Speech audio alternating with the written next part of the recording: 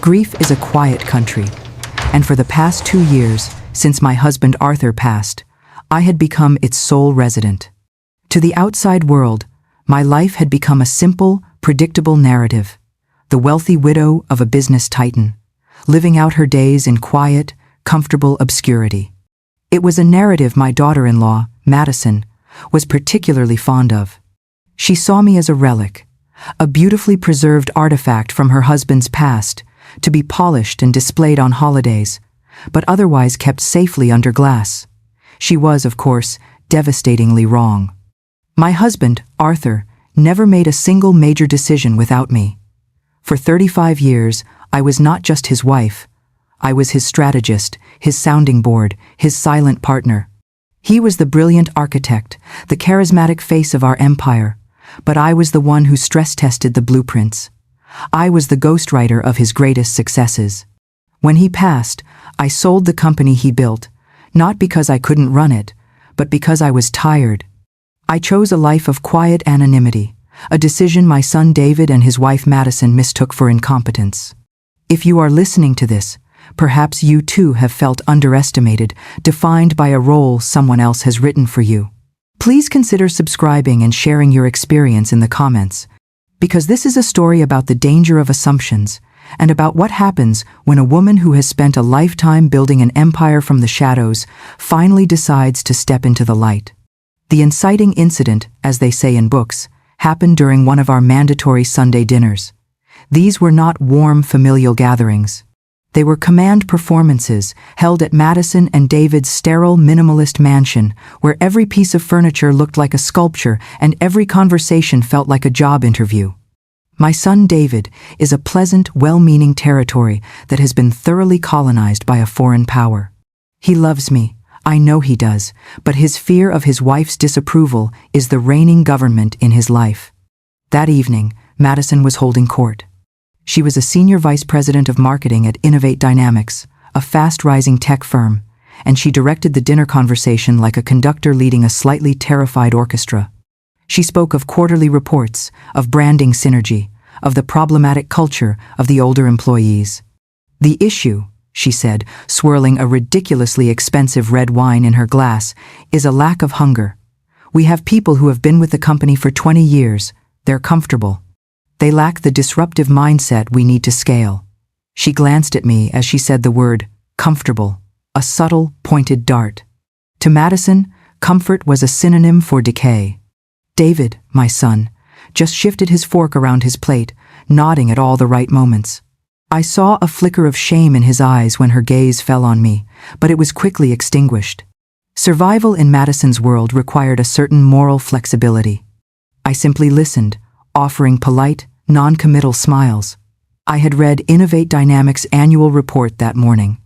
I knew they were over-leveraged and that their latest product launch was a spectacular failure.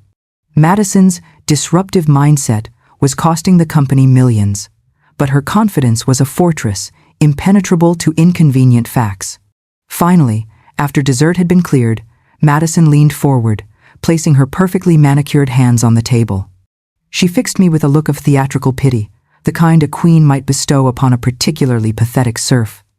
"Evelyn," she said, her voice dripping with false concern, "David and I have been worried about you." I raised an eyebrow. "Have you?" "I assure you, I'm perfectly fine." "No, really," she insisted. "All that time alone in that big, quiet house. It's not healthy. You need a purpose, something to keep you busy, to give your days a little structure." David looked up, a deer in the headlights. He knew what was coming. "Madison, I don't think—" She cut him off with a single, icy glare. "I've actually taken the liberty of arranging something for you, Evelyn," she continued, her smile widening. "I spoke to HR at my firm. It took some convincing, of course. They don't usually hire people of a certain age, but I pulled some strings. For you." I sat there, a silent spectator at my own public execution. I knew this was not an act of kindness. This was a power play, a meticulously crafted humiliation designed to put me firmly in my place as a dependent, a charity case. "I've secured you a position at Innovate Dynamics," she announced, pausing for dramatic effect. You'll be on the janitorial staff. The silence in the room was absolute. Even the air seemed to freeze. David stared at his wife, his mouth slightly agape, a silent protest dying before it could be born. It's perfect, don't you see? Madison plowed on, her enthusiasm grotesque. The evening shift. You'll have the offices mostly to yourself. It's quiet, simple work, no stress. It will get you out of the house. It's a way for you to contribute, to be a part of my world. We'd even be driving to the same building. The thought seemed to delight her. I looked at my son. I saw the battle waging in his eyes, the son who loved his mother versus the husband who feared his wife. The husband won. He dropped his gaze, surrendering without a single shot fired. The betrayal was a quiet, suffocating thing. I let the silence stretch, enjoying the uncomfortable squirming of my son and the smug, expectant look on my daughter-in-law's face. She expected me to protest, to be horrified, to give her the satisfaction of a dramatic refusal. I decided to deny her the pleasure. I thought about the anonymous holding company through which, 3 weeks ago, I had completed the purchase of a majority stake in a struggling tech firm. A firm called Innovate Dynamics. I thought about the emergency board meeting I had scheduled for the following Monday, where the current, incompetent CEO was set to be ousted and a new, mysterious chairman was to be installed. Madison saw a poor, useless widow who needed a handout. She had no idea she was looking at her new boss. Her cruel offer wasn't an insult, it was an opportunity. An invitation to walk through the front doors not just as the owner, but as an observer from the ground floor. It was the perfect Trojan horse. A slow smile spread across my face. I looked at Madison, my eyes meeting hers directly. "Madison, my dear," I said, my voice as smooth as silk. "That is the most thoughtful thing you have ever done for me. I accept." The look of utter dumbfounded shock on her face was more satisfying than any angry retort could ever have been. She had expected a fight, and instead, I had given her gratitude. She didn't know it yet, but she had just handed me the keys to her own undoing. To win a war, sometimes you must be willing to wash the floors of the enemy's camp. My first day of work at Innovate Dynamics was a masterclass in corporate indignity. Madison, determined to extract every last drop of humiliation from her little power play, insisted on personally escorting me to my orientation. She picked me up in her gleaming white Tesla, the interior smelling of expensive leather and a faint, cloying perfume. I, in my simple, practical trousers and comfortable shoes, was a stark contrast to her in her sharply tailored blazer and 4-inch heels. "Now, Evelyn," she said as we sped down the highway, her tone that of a patient adult, explaining a simple concept to a very slow child. "The most important thing to remember is discretion. You'll be cleaning the executive suites, so you might see or hear things. You are to be invisible. A ghost. Do you understand?" "I believe I can manage that," I replied, my voice neutral. The irony was delicious. For 35 years, I had been the most powerful ghost in a multi-billion-dollar empire. Being invisible was my area of expertise. When we arrived at the gleaming, glass and steel monolith that was the Innovate Dynamics headquarters, Madison paraded me through the lobby with the air of a Roman general displaying the spoils of war. The lobby was a cathedral of corporate ego, with a soaring atrium, a living wall of exotic plants, and a giant, abstract metal sculpture that probably cost more than my first house. Young, ambitious employees in expensive, casual attire scurried past, their faces illuminated by the glow of their phones. Madison led me not to the sleek, welcoming reception desk, but to a grim, unmarked door tucked away behind a bank of elevators. This was the service entrance, the portal to the building's underbelly. The air immediately changed, becoming thick with the scent of industrial cleaning supplies and stale coffee. My new supervisor was a man named Sal, a weary-looking individual with tired eyes and a permanently slumped posture. Madison introduced me with a voice loud enough for several passing employees to hear. "Sal, this is my mother-in-law, Evelyn," she announced, emphasizing the familial connection to maximize my embarrassment. "I told you about her. She'll be starting with you today. Be gentle with her, she's new to this kind of work." Sal just grunted, handing me a gray, ill-fitting smock and a security badge that read, "Evelyn R." Custodial services. He then pointed to a large, industrial-looking cart stocked with bottles, rags, and a mop. That's your chariot, he said, without a hint of humor. Rule number 1, don't touch anything on the desks. Rule number 2, if you see a computer that's on, don't touch it. Rule number 3, you're not paid to think, you're paid to clean. Madison beamed. Perfect. I'll leave her in your capable hands then. She gave me a final pitying pat on the arm. Try to keep up, Evelyn, and do a good job. You're a reflection on me now. For the next few hours, I cleaned. I emptied trash cans filled with discarded coffee cups and sushi containers. I wiped down conference tables stained with the remnants of catered lunches. I vacuumed hallways where brilliant young minds had walked. And I listened. In the world of business, the janitorial staff and the IT department are the two true repositories of a company's secrets. People speak freely when they believe no one of consequence is listening. I learned more about the inner workings of Innovate Dynamics in 3 hours with a mop and bucket than I could have in 3 weeks of reading financial reports. I heard whispered conversations about missed deadlines and furious clients. I saw whiteboards covered in desperate failing strategies. In the marketing department, Madison's own territory, I heard 2 young employees complaining about her leadership. She just keeps demanding viral content, one of them whispered, huddling by the water cooler.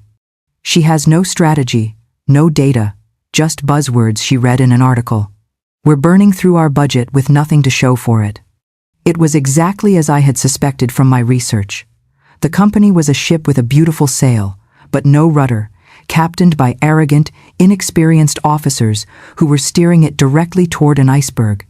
Madison made it a point to check on me periodically, materializing in doorways with her arms crossed, a critical expression on her face. Don't forget to wipe down the baseboards, Evelyn, she'd say, pointing a perfectly manicured finger. Or, I see a smudge on that window. Let's have a little more attention to detail, shall we?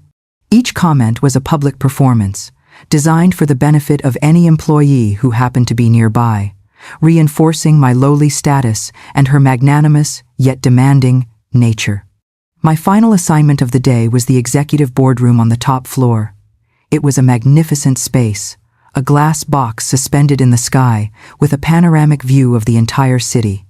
A single, colossal slab of black marble served as the conference table, surrounded by 20 imposing leather chairs. This was the heart of the company, the throne room. Madison met me at the door. All right, Evelyn, she said, her voice low and serious. This is the most important job of the night. There's an emergency, all-hands board meeting tomorrow morning. The current CEO is being let go. She said this with a grim satisfaction. And the new chairman is being announced. She looked around the room, a hungry, ambitious gleam in her eyes. This is a huge moment for the company, and for me. I need to be at the top of my game tomorrow. I need this room to be perfect. So clean it, make it shine. She walked over to me and adjusted the collar on my janitor's smock with a condescending tug. Clean the boardroom, she repeated, her voice a near whisper. The new CEO is arriving. She had no idea. She thought she was giving me an order, a final demeaning task to cap off my day of humiliation. But what she was really doing was handing me an invitation to my own coronation. She was asking me to prepare the stage for her own spectacular downfall. I picked up my mop. Don't you worry, Madison, I said, looking her directly in the eye. I'll make sure it's a room fit for a new beginning.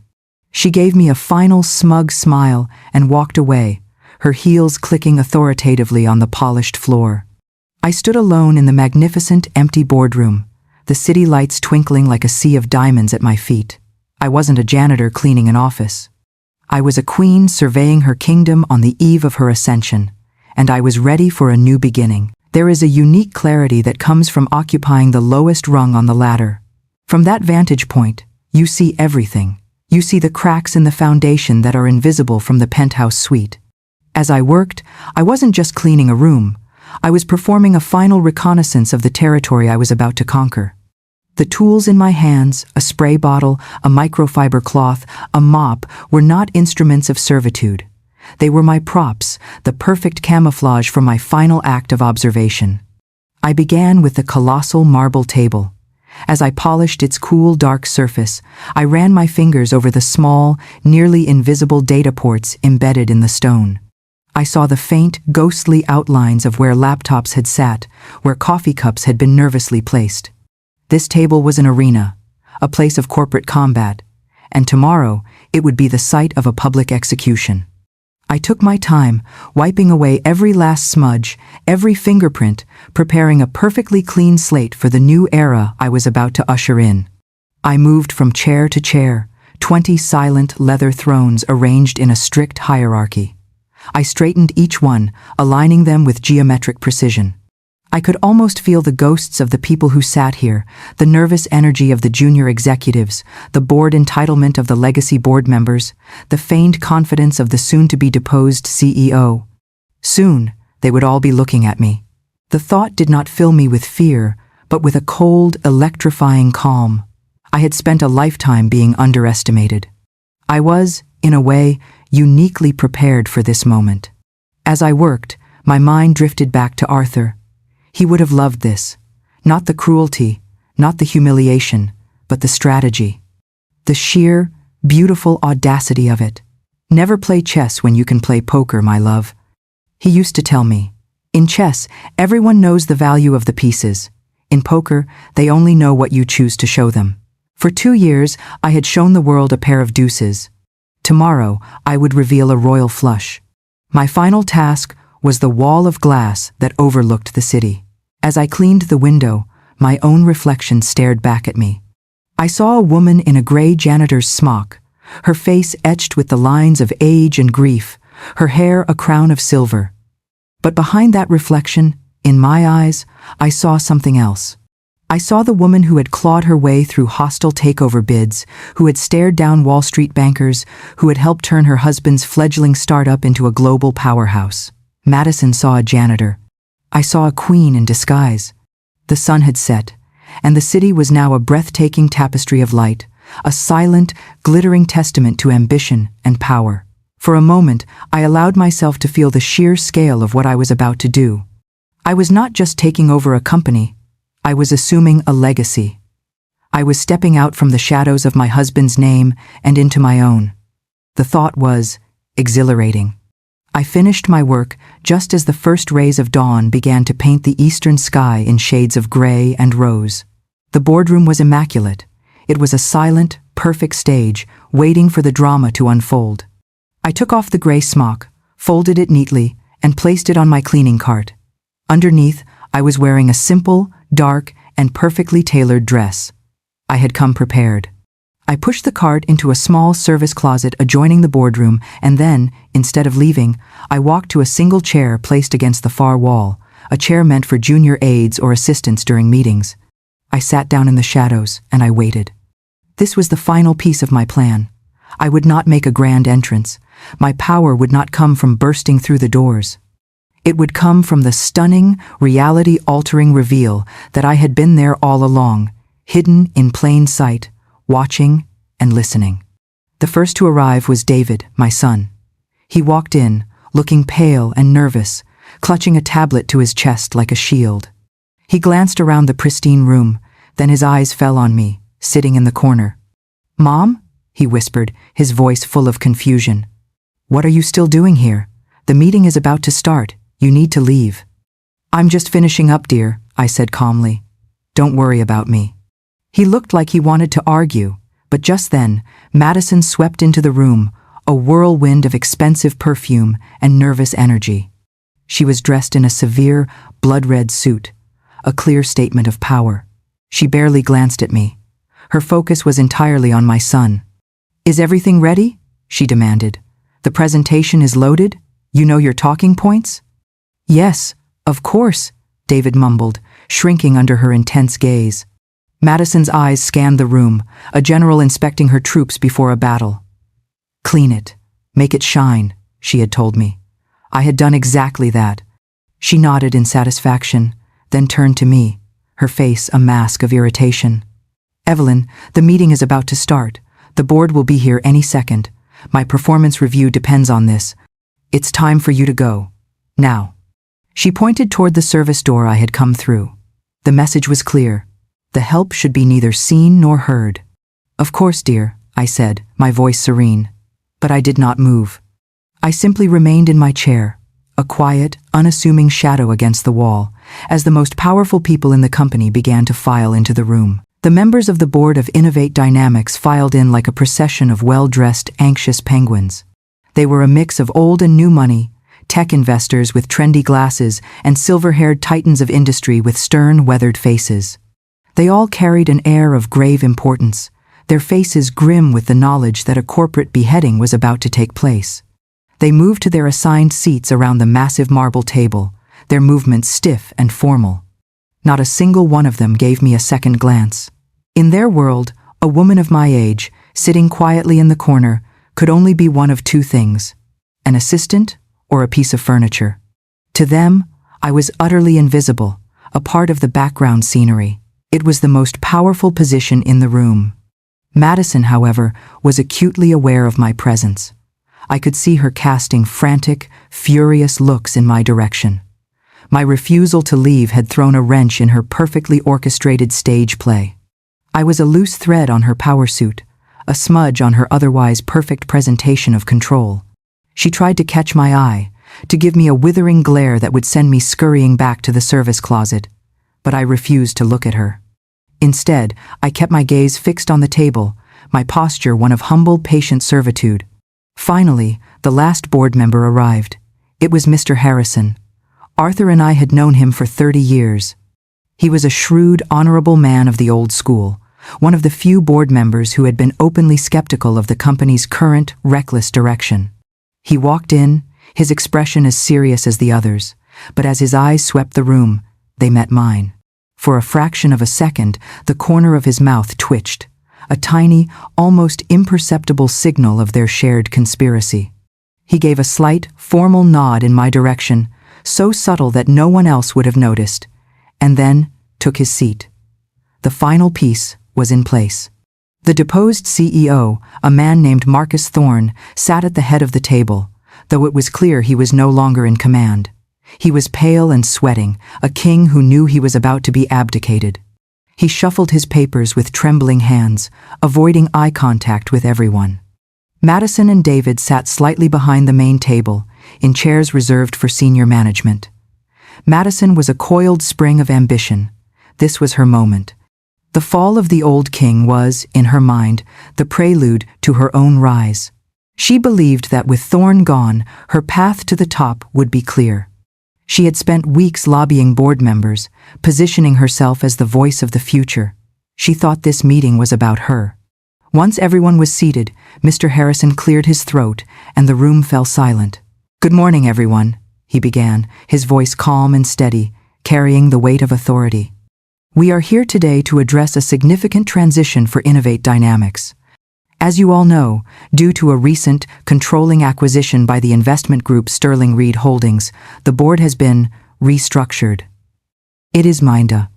He let the word hang in the air. Sterling Reed Holdings. It was the name I had chosen for my anonymous holding company, Sterling for its meaning of quality, and Reed for my own name, a small, private tribute to the woman everyone had forgotten. As a result of this restructuring, Harrison continued, the board has voted to accept Mr. 5. Marcus Thorne's resignation as Chief Executive Officer, effective immediately. He gave a curt nod to the pale man at the end of the table. Thorne just stared at his hands, his reign over. Madison could barely contain her excitement. I saw her shoot a triumphant glance at David. This was it, the moment she had been waiting for. "The primary business of this meeting, Mr. Harrison said, is to introduce you to the new majority shareholder and chairman of the board, the individual who will be leading Innovate Dynamics into its next chapter." A palpable sense of anticipation filled the room. All eyes turned toward the main doors, expecting a powerful, suited figure to stride in at any moment. Madison subtly smoothed her blazer and adjusted her posture, ready to be the first to greet the new kingmaker. "Is the new chairman on their way?" one of the board members asked, looking at his watch impatiently. Mr. Harrison gave a slow, deliberate smile. It was the smile of a man who held the winning hand and was about to enjoy laying it on the table. "There's no need to wait," he said, his voice resonating in the quiet room. "The chairman has been with us for some time now." A wave of confusion washed over the faces around the table. They looked at each other, then back at Harrison. What did he mean? Was the new owner on a video call? Madison looked utterly bewildered. Her eyes darted around the room, searching for a hidden screen, a speakerphone, anything that might explain his cryptic statement. Her gaze swept past me one more time, dismissing me as irrelevant background noise. Mr. Harrison allowed the suspense to build for another delicious moment. He stood up, and the entire room seemed to hold its breath. He then turned, not to the head of the table, not to the door, but to the corner of the room. He turned directly to me. He looked at me, the humble janitor, the invisible old woman, the ghost in the machine. And with a voice full of profound, theatrical respect, he made the announcement that would shatter Madison's world into 1,000,000 pieces. The silence in the room was no longer just quiet. It was a vacuum, sucking all the air and arrogance out of the atmosphere. Every eye followed Mr. Harrison's gaze, a slow, collective turning of heads toward the shadowed corner, where I could feel the precise moment their perception shifted. It was a physical jolt in the energy of the room. I was no longer an invisible fixture. I was a question, a riddle, a terrifying anomaly. Madison's face was a masterpiece of disbelief. Her brow furrowed in confusion, and then her mouth opened slightly, a silent no forming on her lips as a horrifying possibility began to dawn on her. David, my son, looked as if he had seen a ghost. His face went white, his eyes wide with a terror that was part confusion, part dawning comprehension. Mr. Harrison's voice rang out, clear and steady, a formal pronouncement that broke the spell. "Ladies and gentlemen of the board, allow me to introduce the new majority shareholder and chairman of Innovate Dynamics, Mrs. Evelyn Reed." And then I stood up. I moved out of the shadows and into the light. I was no longer Evelyn, the janitor, the poor widow, the charity case. I was Evelyn Reed, the woman who had just bought their world. I felt the weight of every stare, but it was not the crushing weight of humiliation I had felt the day before. It was the heavy, satisfying weight of power. I walked slowly, deliberately, toward the head of the table, to the empty chair that had belonged to the CEO. My simple, dark dress, which had seemed so practical a moment ago, now felt like a judge's robe. My footsteps were the only sound in the dead silent room. "Good morning," I said, my voice calm and even. It carried across the room with an authority that none of them had ever heard from me before. I reached the head of the table and turned to face them all. I looked at the stunned, disbelieving faces of the board members. I looked at Mr. Harrison, who gave me a subtle, triumphant nod. I looked at my son, who seemed to have shrunk in his chair, his face a mask of pure, unadulterated horror. And finally, I let my gaze rest on Madison. She looked like she had been struck by lightning. The color had drained from her face, her carefully constructed mask of corporate confidence shattered into 1,000,000 pieces. All that was left was raw, sputtering disbelief and dawning, gut-wrenching terror. "You?" she whispered, the word a ragged, desperate gasp. It can't be. You're the janitor." "I was," I replied, my voice dangerously soft. "And I must say, Madison, the experience has been incredibly illuminating. You learn a great deal about a company from the ground up. You learn who works hard and who only pretends to. You learn who is loyal and who is treacherous. You learn whose ego writes checks the company's performance can't cash." My eyes remained locked on hers. I then turned my attention to the entire room. For those of you who do not know me, my name is Evelyn Reed. My late husband, Arthur, and I spent 35 years building one of the most successful manufacturing empires in this country. While he was the face of the company, I was its strategist. I negotiated our first international distribution deal. I structured the acquisition of our largest competitor. I personally oversaw the investment portfolio that allowed me to acquire a controlling interest in this company 3 weeks ago. A wave of murmurs rippled through the room as the pieces began to click into place. I was not just some rich widow who had gotten lucky. I was a player. "I have spent the last few days in a unique position of observation," I continued, my voice hardening slightly. And I am, to be frank, appalled. I have seen a culture of arrogance, of waste, and of profound disrespect. I have seen a company with brilliant, talented employees who are crippled by an executive leadership that values buzzwords over results. I looked directly at Madison again. Her face had crumpled, the arrogant smirk replaced by a look of pleading desperation. "Madison," I said, and the use of her first name was a cold, sharp slap. "Thank you for preparing the room for my arrival. It is immaculate.